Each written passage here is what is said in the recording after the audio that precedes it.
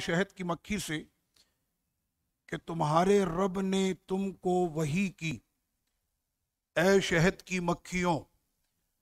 اور یہاں پر وحی سے مراد ہے کہ رب کریم نے ان کو حکم دیا. کیا حکم دیا؟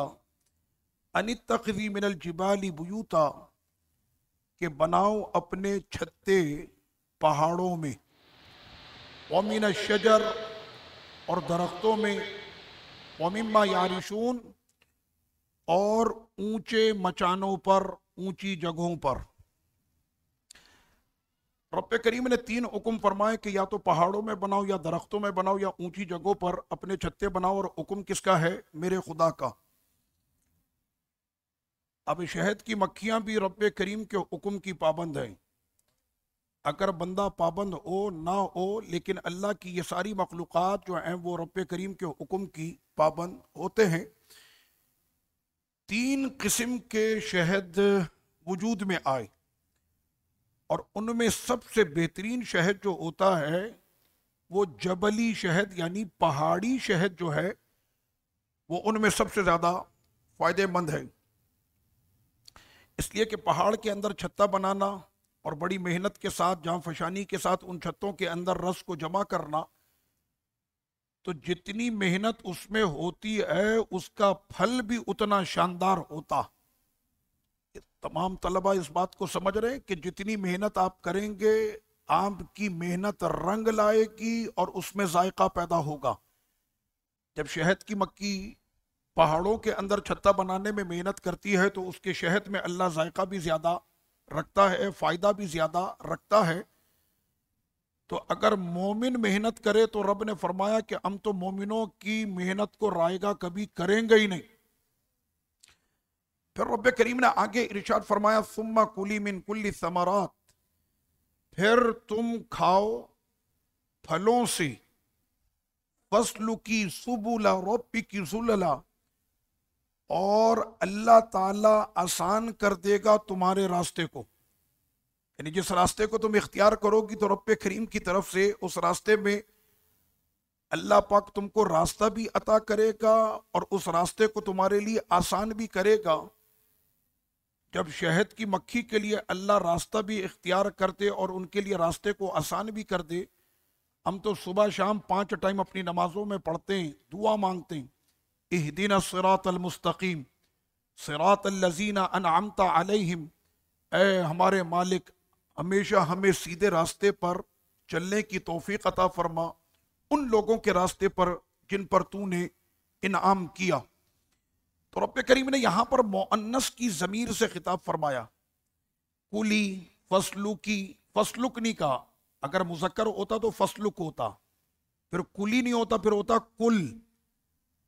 تو مؤنث کی ضمیر سے خطاب کرنے کا مطلب یہ ہے کہ شہد کا جو مکھا ہے، یعنی میں سمجھانے کے لیے کہہ رہا ہوں، مکھے کا کام نہیں ہے، کام ہے مکھی کا، مؤنث کا.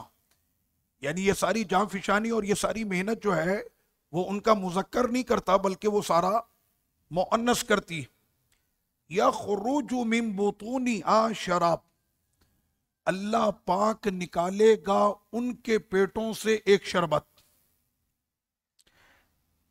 اور شربت سے مراد آپ سب سمجھ گئے، یعنی شہد. مختلف الوانو، تینوں کے رنگ مختلف ہوں گے. جو پہاڑوں سے نکلنے والا شہد ہے وہ بالکل ڈارک کلر کا ہوگا، یعنی اس کی جو رنگت ہے وہ کالے کی طرف جائے گی. یعنی اتنا ڈارک، وہ کالا ہوگا نہیں لیکن وہ مائل ہوگا کالے کی طرف. ہاں، اسود کلر، کالا کلر جو ہے وہ ہوگا. پھر رب کریم نے فرمایا کہ یہ جو پہاڑوں کے اندر چھتے بنائیں اور وہاں پر اس نے شہد کو لا کر جمع کیا. سردی کے موسم میں کچھ علاقوں میں تو اتنے زیادہ برف ہوتے ہیں پہاڑوں پر کہ پوری پوری پہاڑیں برف کے اندر ڈھنپ جاتی ہے. میرے رب نے فرمایا کہ شہد کی مکھی کے پیٹ سے جو نکلنے والا شربت ہوگا، بھلے وہاں پر مائنس کی جتنی بھی ڈگریاں کر سکتے ہو کہ اتنی ٹھنڈ کے اندر نہ وہ شہد جمے گا بلکہ وہ اپنی حرارت پر اسی طرح سے قائم رہے گا. دوائیوں کے اوپر، کھانے کی چیزوں پر ہمارے یہاں دو ڈیٹیں لکھی جاتی ہیں، ایک اس پر ہوتی ہے کہ اجرا کی تاریخ کہ یہ کب سے بنا، اور دوسری تاریخ اس پر ہوتی ہے ایکسپائری ڈیٹ کہ یہ کتنی تاریخ تک کارآمد ہے اور کتنی تاریخ تک آپ اس کو استعمال کر سکتے ہیں۔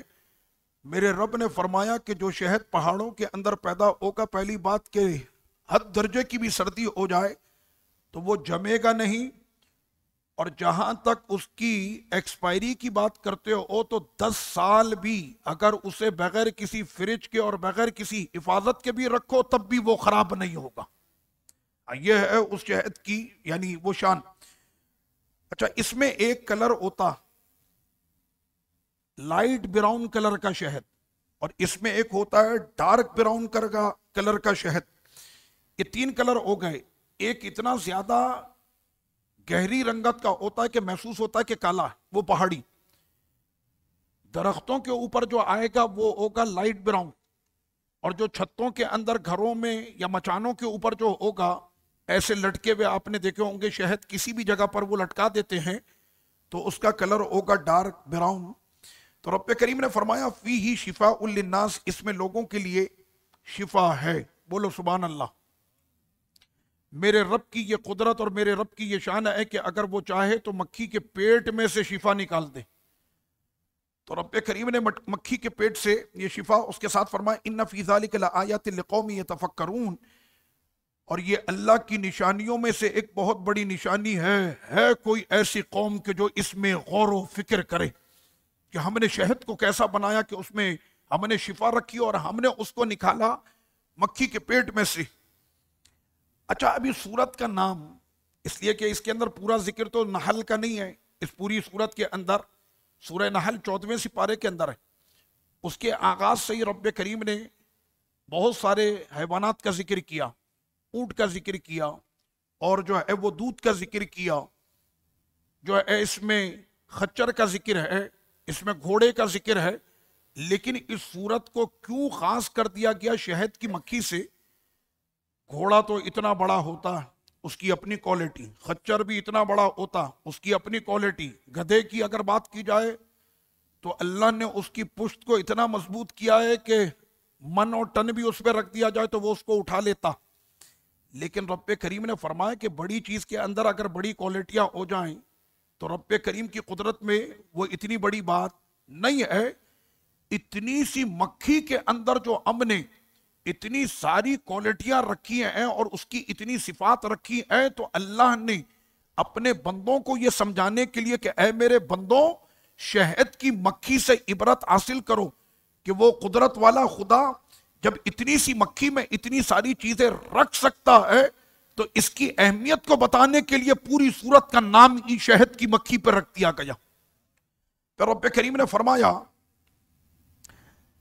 یہاں پر اگر کوئی ہمارا آرکیٹیکٹ انجینئر موجود ہے تو میں اس کو مخاطب کرتے ہوئے کہوں گا کہ جس وقت میں آرکیٹیکٹ انجینئر کسی بھی بلڈنگ اور عمارت کا وہ نقشہ بناتا، اس کے اندر بہت سارے اینگل ہوتے ہیں نا، رائٹ اینگل، راؤنڈ اینگل، تو فلاں اینگل۔ شہد کا چھتا کبھی آپ نے دیکھا ہے؟ اس کو بنایا جاتا ہے 6 ریکٹ اینگل، 6 اینگل کے اوپر وہ بنا ہوا ہوتا۔ یہ 6 اینگل کے اوپر اے مکھیوں تم کو کس نے بتایا کہ تم نے شہد کا چھتا ایسے بنانا ہے؟ کہنے آیت کے شروع میں تم نے نہیں پڑھا، ہمیں تو حکم ہی خدا نے دیا تھا کہ پھل اور رس جمع کرنا، مچانوں پر، پہاڑوں پر، درختوں پر چھتے بنانے ہیں۔ تو یہاں تک کا حکم جب ہمارے خدا نے ہم کو دیا ہے تو چھتا کیسا بنانا ہے اس کا حکم بھی خدا نے دیا، بنانا کیسا۔ شہد کے چھتے کا وہ جھال اگر آدمی دیکھے تو عقل دنگ ہو جاتی۔ تو 6 اینگل کے اوپر جو ہے اس کو بنایا جاتا کیونکہ رب کریم کا حکم ہے۔ اب لیجئے جناب، یہاں پر میں ایک اور مسئلہ بتاتا ہوں۔ سب سے پہلے تو یہ ہے کہ مکھی جاتی ہے اور وہ جو پھولوں کا رس چوستی، پہلے ذکر ہوا پھلوں کا، پھر اس کے بعد ذکر ہوا کہ وہ پھولوں کا رس چوستی۔ آپ کو سن کر حیرت ہوگی اور زبان پر سبحان اللہ کی صدا ہوگی، وہ جو 6 ریکٹ اینگل کا جو وہ چھتے کے اندر خلیے بناتی، خلیے ہوتے ہیں اس کے اندر چھوٹے چھوٹی، اس میں پہلے وہ پھلوں کا رس لا کر جمع کرتی ہے، اور پھلوں کے رس کو جمع کرنے کے بعد پھر وہ جاتی ہے جو سب سے حسین خوشبو ہوتی ہے پھولوں کی، اس خوشبو کو جا کر پھر وہ نچوڑتی ہے اپنے ڈنگ سے اور ایک ایک خانے کے اندر اس کو لا کر ٹپکاتی، تاکہ اس میں خوشبو بھی پیدا ہو اور اس کی تاثیر یہ ہوتی ہے کہ جو اسے خراب ہونے سے بچاتا۔ یہ پورا شہد کی مکھی یہ سارا بندوبست اپنا جو ہے وہ اس طرح سے کر لیتی۔ اب آئی مزے کی بات، وہ جس طرح سے میں نے آپ کو مکڑی میں بتایا تھا نا کہ ان کی یہاں ملکہ ہوتی، شہد کی مکھیوں میں بھی ملکہ مکھی ہوتی ہے۔ آپ نے سنا ہوگا ملکہ مکھی۔ وہ ملکہ مکھی کی جو شان ہوتی ہے وہ بھی بڑی نرالی، اس کا باقاعدہ محل ہوتا، اس میں دربار لگتا، اور جو ینگ یعنی جوان مکھیاں ہوتی ہیں وہ اس کی خدمت پر مامور ہوتی، اس کی سیکورٹی کا پورا بندوبست ہوتا، اور اس ملکہ مکھی کے لیے کھانا اور ساری چیزوں کا اہتمام یہ ساری مکھیاں کرتی۔ اس ملکہ مکھی کا کام کیا ہوتا؟ یعنی ملکہ مکھی کا کام صرف اتنا ہوتا ہے کہ اس نے انڈے دینے، انڈے جو ہے وہ ملکہ مکھی دے گی، اور یہ ساری مکھیاں پھر اس کی خدمت پر مامور ہوتی۔ ہمارے یہاں ہوتا ہے نا کہ کسی بڑے کے دربار میں آئے یا کسی بزرگ کی بارگاہ میں آئے، کسی بڑے عالم کی بارگاہ میں، تو لوگ تحفے لے کر جاتے ہیں۔ ملکہ مکھی کے دربار میں جو آئیں گی مکھیاں، وہ پھولوں کا رس لے کر آتی، تو باقاعدہ وہاں پر سیکورٹی کے لوگ موجود ہوتے ہیں، یعنی سیکورٹی والی مکھیاں وہاں پر موجود ہوتی، وہ اس رس کی، اس پھول کے رس کی خوشبو کو وہ سونگتی ہیں۔ اگر خوشبو ان کو پسند آتی ہے کہ واقعی میں یہ ہماری ملکہ مکھی کے شان کے مطابق یہ خوشبو ہے، تب تو وہ دربار میں آنے کی اجازت دی جاتی، اور اگر کوئی وہ ایسی ویسی خوشبو لے کر آ جائے تو پھر واپسی کی اجازت نہیں، واپسی ہوتی ہے پٹائی کے ساتھ، کہ تمہاری جرت کیسے ہو گئی کہ ملکہ مکھی کے لیے تم جو ہے وہ اچھی خوشبو لے کر نہیں آئی۔ یہ پورا نظام جو ہے وہ ملکہ مکھی کے دربار میں آنے کا ہوتا۔ اس کے بعد ملکہ مکھی نے انڈے دیے، اس کے انڈوں کے تحفظ کے لیے بھی پورا ایک نظام ہوتا ہے، وہ ساری مکھیاں اس کا تحفظ کرتی۔ کچھ زمانے کے بعد، انڈے دینے کے بعد کچھ عرصہ گزرتا ہے، اور یہ جو ملکہ مکھی ہے یہ انتقال کر جاتی۔ اس کے بعد پھر یہ ساری مکھیاں سر جوڑ کر بیٹھتی ہیں کہ اب ہم کس کو اپنی ملکہ بنائیں، تو اس میں پھر جو ہے ملکہ کا انتخاب کیا جاتا ہے، پھر کسی اور کو اس ملکہ کی جگہ نامزد کیا جاتا، اور وہ ملکہ جو ہے وہ ان کی ملکہ بنتی۔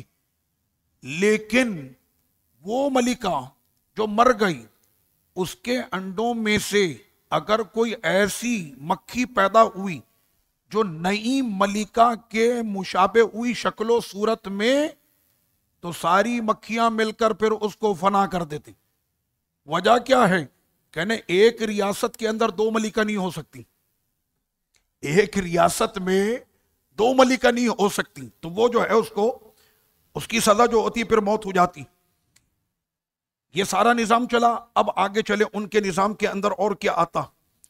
سونگھنے کی حس شہد کی مکھی کی اتنی ہوتی ہے کہ ہزاروں کلومیٹر سے وہ سونگ لیتی ہے کہ آج مجھے کون سے پھل کا رس چوسنا ہے اور کون سے پھول کا رس چوسنا۔ ہزاروں کلومیٹر سے یہ اس کی سونگنے کی حس ہوتی۔ یہ ہمارے بچے آتے ہیں نا دالو، تو ان کو پہنچانے کے لیے بھی ان کے والد گھر والے وہ پہنچا کر جاتے ہیں، واپسی لینے کے لیے بھی پھر وہ لینے کے لیے بھی آتے ہیں، کہنا بھی چھوٹے ہیں کہ یہ ایسا نہ ہو راستہ بھول جائے۔ ہزاروں کلومیٹر دور جانے والی مکھی اب جب یہ واپسی آ رہی، ایک چھتا ادھر لگا، ایک چھتا ادھر لگا، ایک پہاڑ پہ لگا، ایک درخت پہ لگا، ایک مچان پہ لگا، ایک ادھر لگا، یہ ہزاروں چھتوں کے اندر اس کو پتا کیسے چلے گا میرا چھتا کون سا ہے؟ کہنے پتہ نہیں، ہمیں آرڈر کس نے کیا تھا، ہمارے لیے راستہ کس نے چنا تھا، ہمارے لیے راستے کو آسان کس نے کیا تھا؟ جس خدا نے یہ ساری صلاحیتیں ہم کو عطا کی ہیں، اس خدا نے ہمیں معرفت بھی عطا کی ہے کہ جو مکھی جس چھتے کی ہوگی پلٹ کر اسی چھتے میں واپس آئے گی۔ واپسی کا راستہ بھی ان کو پورا پتا ہوتا۔ ایک چھتے کی مکھی اگر دوسرے کے چھتے میں گھسنے کی کوشش کرے تو پھر وہاں پر قانون سخت ہے.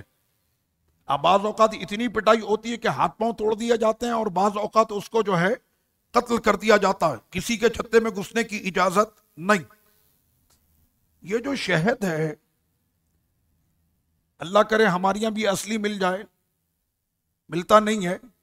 جو اصلی شہد ہے یورپ کا ڈاکٹر اور یورپین ڈاکٹر نے اس پر بڑی جو ہے وہ تحقیقات کی.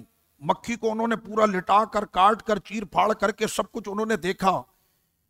وہ کہنے لگے کہ اس کے اندر دو چیزیں، ایک تو اس کے اندر شہد ہے اور دوسرا اس کا خطرناک قسم کا ڈنک بھی ہے. اس کڑوے ڈنک کے ساتھ کہ اگر مار دے تو بخار چڑھ جائے، اللہ نے اس ڈنک کے ساتھ رب کریم نے اسی کے پیٹ میں شفا بھی رکھی. اتنے سے پیٹ میں خدا نے اس ڈنک کا بھی ذائقہ رکھا اور اس میں میرے خدا نے شفا بھی رکھی ہے.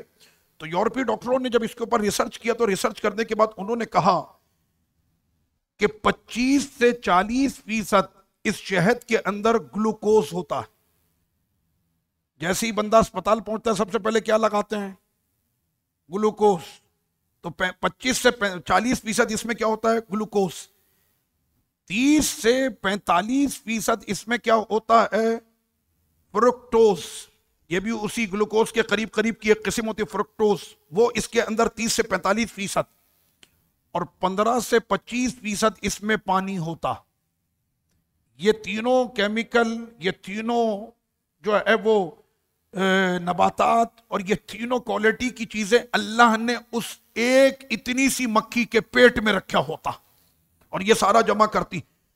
وہ یورپین ڈاکٹرز نے جب اس کے اوپر ریسرچ کیا، ان کی عادت ہوتی ہے جب قرآن نے کہا کہ اس میں شفا ہے تو انہوں نے جب اس کے اوپر ریسرچ کیا مارے حیرت کے سر پکڑ کر بیٹھ گئے کہ چٹائی پر اور مسجد نبوی کے فرش پر بیٹھنے والے نبی نے جب یہ فرمایا کہ اس میں شفا ہے اور اس میں یہ صلاحیتیں ہیں شہد کے اندر، تو انہوں نے کہا کہ یہ بات ماننی پڑے گی کہ نبی محمد کا یہ کلام حق ہے. انہوں نے مانا صلی اللہ علیہ وسلم، انہوں نے مانا کہ یہ بالکل حق ہے اور انہوں نے جیسا فرمایا بالکل درست ہے. اب سنیں، آقا کریم صلی اللہ علیہ وسلم نے ارشاد فرمایا کہ تمہیں اگر صحت چاہیے دو چیزوں کا استعمال کرو. وہ دو چیزیں کون سی ہیں؟ آج ہماری یہاں نہ جانے کتنی بیماریاں ہو گئیں، جیسے جیسے ٹیکنالوجی بڑھتی جا رہی ہے، علاج اور معالجے کی سہولتیں بڑھتی جا رہی ہیں، ویسے ویسے ہماری یہاں امراض بھی بڑھتے جا رہے ہیں. 4 یاروں کی زندگی جب میں نے دیکھی، صدیق اکبر، فاروق اعظم، عثمان غنی، مولا علی، یہ 4 یاروں کی زندگی یعنی خلفائے راشدین کا زمانہ. خلفائے راشدین کے پورے زمانے میں انہوں نے بہت سارے انتظامات کیے اور خاص طور پر سیدی فاروق اعظم رضی اللہ عنہ کے دور میں خطوط کے نظام بنائے گئے. یہ جو سڑکوں پر ایروں کے نشان لگتے ہیں کہ فلاں سڑک فلاں طرف جاری، یہ سارا کام سیدی فاروق اعظم کے دور میں ہوا. جنگی دستے کیسے ہوں گے، لشکر کیسے تیار ہوں گے، فوج کی جو ہے وہ پوری جو ہے انتظامات، یہ سارے دور فاروقی کے اندر ہوئے. سیدنا عثمان غنی رضی اللہ عنہ کے زمانے میں سب سے بڑا پانی کا جہاز بنا کہ ایک ملک سے اگر فوج دوسرے ملک میں منتقل ہوگی تو یہ پانی کی کشتی جو ہے وہ سیدنا عثمان غنی رضی اللہ عنہ کے زمانے میں یہ بنی ہے. تو آقا کریم صلی اللہ علیہ وسلم نے فرمایا کہ 2 چیزیں میں بتا رہا ہوں بہت فائدے کی، ہمیشہ اس کو اپنے ساتھ رکھنا اے بندہ مومن. ایک تو شہد کا استعمال رکھنا اور دوسرا قرآن اپنے ساتھ رکھنا. شہد رکھنا اور اپنے ساتھ قرآن رکھنا. اب لیجئے جناب، شہد کے وہ فوائد جو دور حاضر کے اندر ٹیکنالوجی سے ثابت ہوئے کہ اس کے فائدے ہیں کیا. جب 1400 سال پہلے قرآن نے کہا کہ اس میں شفا ہے، آج آسٹریلیا والا کہتا ہے کہ سب سے اچھا شہد میرا، آسٹریلیا والا کہتا ہے کہ سب سے شہد اچھا میرا. انہوں نے اس پر بڑا ریسرچ کیا. وہ کہنے لگے مکھی کے پیٹ میں سے نکلنے والا پانی ہے اور اس میں شفا، مقدس کتاب نے یہ بات کہی اس میں شفا ہے. انہوں نے جب ریسرچ کیا تو کہا کہ قرآن نے جو کہا وہ حق ہے، قرآن نے جو کہا وہ حق ہے. اور ساتھ میں کیا فرمایا؟ تو وہ اطباء یہ کہتے ہیں شہد کا پہلا فائدہ دل کے امراض سے محفوظ رکھتا، شہد کا دوسرا فائدہ معدے کو درست رکھتا. شہد کا تیسرا فائدہ پیٹ کے مرض سے محفوظ رکھتا. اور شہد کا چوتھا فائدہ جو لکھا، ویسے تو بہت ہیں، جگر کو خراب ہونے سے بچاتا. یہ 4 فائدے تو میں نے آپ کو پیش کی، ورنہ فوائد تو اور بھی بہت سارے. آقا کریم صلی اللہ علیہ وسلم کی بارگاہ میں اس حدیث کو روایت کیا سیدنا ابو سعید رضی اللہ عنہ نے، کہتے ہیں کہ آقا علیہ السلام کے دربار عالی میں ایک صحابی آئے، کہنے لگے یا رسول اللہ صلی اللہ علیہ وسلم، میرے بھائی کو پیٹ میں شدید تکلیف ہے، کیا کرے وہ؟ آقا علیہ السلام نے فرمایا اس کو بولو شہد کھائے. دوسرے دن پھر آ گئے، کہنے حضور پیٹ میں تو اب بھی درد ہے. پھر آپ نے فرمایا کہ شہد کا استعمال کرے. تیسرے دن جب وہ آئے تو کہا کہ ابھی بھی تکلیف ہے. آقا علیہ السلام نے فرمایا کہ شہد کا استعمال کرے، لیکن میرے خدا نے سچ فرمایا. ساتھ میں یہ لفظ کہا، میرے خدا نے سچ فرمایا. اب جو یہ گئے تیسرے دن اور چوتھے دن جب آئے تو آ کر کہا کہ یا رسول اللہ میرے بھائی کو شفا ہو گئی. تو پتہ یہ چلا کہ حدیث پاک سے کہ پہلی مرتبہ جب انہوں نے کھایا تو پیٹ کے اندر جو جراثیم تھے وہ نکلے. دوسرے دن جب کھایا تو پھر جراثیم نکلے. تیسرے دن جو کھایا، اسی لیے کہتے ہیں نا کہ شہد کھانے سے بعض اوقات اس کو موشن شروع ہو جاتے ہیں. وہ موشن نہیں، وہ جو پیٹ کے امراض ہوتے ہیں شہد اس کو نکالنا ہوتا. تو تیسری باری میں حضور نے یہ فرمایا کہ اللہ نے سچ فرمایا ہے کہ ایک باری کے اندر نہیں بلکہ 3 باری کے اندر اس کو شفا ہوگی. اور چوتھی باری جب وہ آئے تو کہا کہ شفا ہو چکی. تو آقا علیہ الصلوۃ والتسلیم نے یہ فرمایا. اب لیجئے جناب، شہد کی میٹھی میٹھی باتیں تو بہت ہو گئیں. کبھی کسی کو شہد کی مکھی نے ڈنک مارا ہو تو اس سے پوچھیں کہ اس کو 14 طبق دکھے کہ نہیں دکھے. اتنا کڑوا اس کا ڈنک ہوتا ہے، اللہ کی پناہ اگر کسی کو لگ جائے. ایک مرتبہ اسی میں مسجد کے ہال میں جب میں حفظ کرتا تھا اسی مسجد میں، وہ شہد کی مکھی اد مری تھی، یعنی پوری نہیں مری تھی، اد مری تھی، الٹی پڑی تھی. غلطی سے میرا پاؤں اس پر آ گیا. او ہو، جو اس نے ڈنک مارا اتنا پاؤں سجا دیا. یعنی اس کے اتنے سے ڈنک میں اتنی زیادہ جو ہے وہ قوت ہے. حیرت یہ ہوتی ہے کہ اتنے سے پیٹ میں شہد کہاں گیا، ڈنک کہاں گیا. اور جہاں پر اس کے شہد کے فائدے ہیں وہیں پر اس کے ڈنک کے بھی فائدے ہیں. اور ڈنک کے فائدے پھر کیا لکھے سنیے. اس کے ڈنک سے انجیکشن تیار ہوتا. جو ڈاکٹر حضرات ہیں میڈیکل سے تعلق رکھنے والے وہ میری بات کی تصدیق کریں گے. اس کے ڈنک سے جو ہے وہ انجیکشن تیار ہوتا. جانتے ہیں وہ انجیکشن کس کام کے لیے آتا؟ آپ نے دیکھا ہوگا بعض لوگوں کے پیروں کی رگیں بڑی واضح نظر آتی ہیں اور ان کی پنڈلیوں میں تکلیف ہوتی. اس ڈنک سے جو انجیکشن دیا جاتا ہے تو پنڈلیوں کی تکلیف اس کی ختم ہو جاتی. ایک فائدہ. دوسرا، ہائی بلڈ پریشر کے مریضوں کو جو انجیکشن دیا جاتا اس میں بھی شہد کی مکھی کا وہ ڈنک استعمال کیا جاتا. اس ڈنک سے پانی نکالتے ہیں اور اس کو استعمال کیا جاتا. تیسرا فائدہ، ایکزیما کے جو مریض ہیں یا جن کی کھالیں خراب ہونے لگتی ہیں یا آئے دن ان پر ایکزیما اور اس طرح کے معاملات آتے ہیں، اس ڈنک سے ان کو بھی فائدہ. اس کا چوتھا فائدہ کیا کہ پیر کی رگوں کے لیے اور پیر کے درد کے لیے یہ بہت فائدے مند. نیمسا ایک ملک ہے یورپ کا، وہاں کے ایک طبیب نے اس ڈنک کے اوپر ریسرچ کیا. صرف ریسرچ نہیں، اس نے کوئی اتنی موٹی کتاب لکھی ہے صرف شہد کی مکھی کے ڈنک کے فوائد پر. اس نے پوری کتاب تحریر کی اور وہ کتاب اس نے اس وقت تحریر کی جب اس نے اپنے اس ڈنک کے ذریعے سے 173 مریضوں کو جب شفا ہو گئی تو اس نے خدا کی قدرت پر یہ کتاب تحریر کر دی. کہنے اس کے ڈنک میں اللہ تعالیٰ نے اتنے فائدے رکھے. اب وہ نیمسا کا ڈاکٹر ہے. ہم نے تو اس طبیب کی بارگاہ میں جانا ہے کہ جہاں سے پورے جہاں کو شفا ملتی. سرور کونین سید المرسلین خاتم النبیین رحمت للعالمین میرے آقا. کون سی یونیورسٹی اور کون سی لیب اور کون سا ٹیسٹ اور کون سی ریسرچ؟ وہ یورپ کا طبیب یہ کہتا کہ نبی محمد صلی اللہ علیہ وسلم وہ کسی لیبارٹری اور یونیورسٹی اور کسی جگہ پر ریسرچ کے لیے نہیں گئے، لیکن ان کا ایک ایک لفظ حق ہے۔ اس کی وجہ یہ ہے کہ ان کو یہ باتیں کس نے بتائیں؟ تو وہ لکھتا ہے اس بات کو کہ جس نے شہد کی مکھی کو بنایا ہے اس خدا نے اپنے حبیب کو بتایا ہے۔ اس وجہ سے محبوب سب کچھ جانتے ہیں۔ سرور کونین صلی اللہ علیہ وسلم نے ارشاد فرمایا، جب میرے آقا صلی اللہ علیہ وسلم اٹھتے صبح تو آقا علیہ الصلوۃ والتسلیم نیم گرم پانی میں شہد کو گھول کر اسے پیا کرتے تھے۔ یاد ہو گیا؟ نیم گرم پانی میں، ہلکے گرم پانی میں آقا شہد کو گھول کر پیا کرتے تھے۔ آقا علیہ الصلوۃ والتسلیم نے فرمایا، تم کو پتہ ہے اس کا فائدہ کیا ہے؟ فرمایا کہ یہ جسم کو قوت دیتا، ایک فائدہ۔ دوسرا فائدہ، یہ جسم کو موٹا ہونے سے روکتا۔ موٹاپا تو ایک خود مرض ہے، نہ جانے لوگ کتنی جو ہے وہ اپنے موٹاپے کو ختم کرنے اور کم کرنے کے لیے کتنی جو ہے وہ جدوجہد کرتے ہیں۔ آقا نے فرمایا کہ یہ موٹاپے کو کنٹرول کرتا۔ تیسرا فائدہ اس کا یہ بتایا کہ جو شہد کو اس طرح نیم گرم پانی میں گھول کر پیتا ہے اس کو کبھی معدے کا مرض نہیں ہوگا۔ اب معدے کے مرض سے مراد نہ اس کو جو ہے وہ موشن ہوں گے، نہ اس کو قبض ہوگا، معدے کے مرض سے وہ محفوظ رہے گا۔ اور جانتے ہیں چوتھا فائدہ کون سا؟ اس میں خواتین کی بات کروں گا۔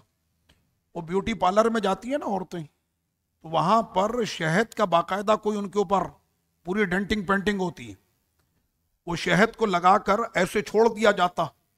کہنا اس سے کیا ہوتا؟ کہنا اس سے رنگ گورا ہوتا۔ جو بات آج کے ریسرچ میں آ رہی ہے میرے آقا نے پہلے ارشاد فرما دی کہ اگر تم چاہتے ہو کہ تمہارے چہرے پر تر و تازگی اور شادابی برقرار رہے، نیم گرم پانی میں شہد گھول کے پیا کرو۔ آقا علیہ الصلوۃ والتسلیم نے پہلے یہ ارشاد فرما دیا۔ تو یہ تھی مختصر سی وہ تعریف، اور یہ ہے وہ قرآن کا اعجاز کہ اتنی سی مکھی میں میرے خدا نے اتنے فائدے رکھے ہیں۔ اللہ پاک قرآن سمجھنے کی ہمیں توفیق عطا فرمائے۔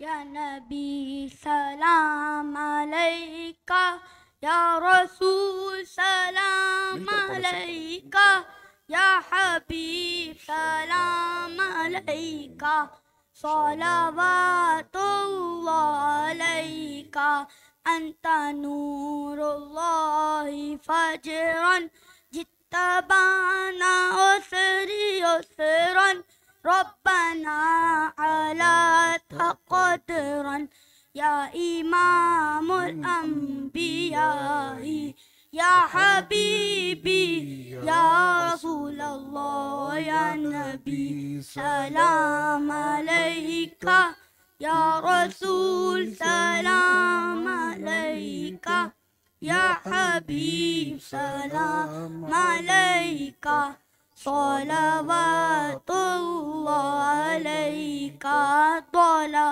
البدر علینا من ثنیۃ الوداع، وجب الشکر علینا ما دعا للہ داعی، یا حبیبی یا رسول اللہ، یا نبی سلام علیکہ، یا رسول سلام علیکہ، یا حبیب سلام علیکہ، صلوات اللہ علیکہ۔ حشر میں سرکار آنا، میرے عیب کو چھپانا، اپنے رب سے بخشوانا، ساتھ جنت میں لے جانا، یا حبیبی یا رسول اللہ، یا نبی سلام علیکہ، یا رسول سلام علیکہ، یا حبیب سلام علیکہ، صلوات اللہ الصلاة والسلام عليك يا رسول الله وعلى آلك وأصحابك أجمعين. اللهم صل على سیدنا و نبینا و مولانا محمد وبارک وسلم وصلی علیہ۔ اے میرے مالک، رمضان شریف کی ایک اور مبارک صبح تو نے عطا فرمائی، تیرا لاکھ شکر، لاکھ تیرا احسان اور کرم ہے۔ اے میرے مالک، رمضان شریف کی اس صبح میں بٹنے والی جو خیرات ہے تیرے در کی ہم سب کو عطا فرما، ہم سب کے علم میں، عمل میں، عمر میں، رزق میں، مال میں، آل میں، جان میں، ایمان میں برکت عطا فرما۔ رب کریم ہمیں پورے جہاں کے اندر سننے والے اور سب ہاتھ اٹھائے یہاں پر اور وہاں پر تیرے دربار میں شفا کی بھیک مانگ رہے ہیں، اے میرے مالک سب کو شفا عطا کر دے۔ جیسے مالک تو نے شہد میں شفا رکھی ہے، ہماری ہواؤں کو بھی شفا والا بنا دے، ہمارے پانی کو بھی شفا والا بنا دے، ہمارے رزق کو بھی شفا والا بنا دے، اور جو ایسے مرض میں مبتلا کے لا علاج ہو گئے رمضان کی اس مبارک صبح کی برکت سے مالک انہیں بھی شفا عطا کر دے۔ رب کریم ہم سب کو قرآن کے یہ اعجازات سمجھنے کی توفیق عطا فرما، اور جو قرآن کے وہ معجزات ہیں مالک ان معجزات کو یقین کے ساتھ اپنے دلوں میں رکھنے کی ہمیں توفیق عطا فرما۔ اس قرآن کو ہمارا حامی، ہمارا ناصر اور قبر میں ہمارا شافع بنا دے، اور جو بچے ہمارے قرآن مجید یہاں پر حفظ کر رہے ہیں جلد از جلد انہیں قرآن کا حافظ، قرآن کا عالم بنا دے۔ ہماری دعاؤں کو اپنی بارگاہ میں اپنے محبوب علیہ الصلاۃ و تسلیم کے صدقے طفیل اے مالک اپنی بارگاہ میں قبول فرما۔ وصلی اللہ وسلم علی سیدنا محمد وعلی آلہ وصحبہ اجمعین برحمتک یا ارحم الراحمین۔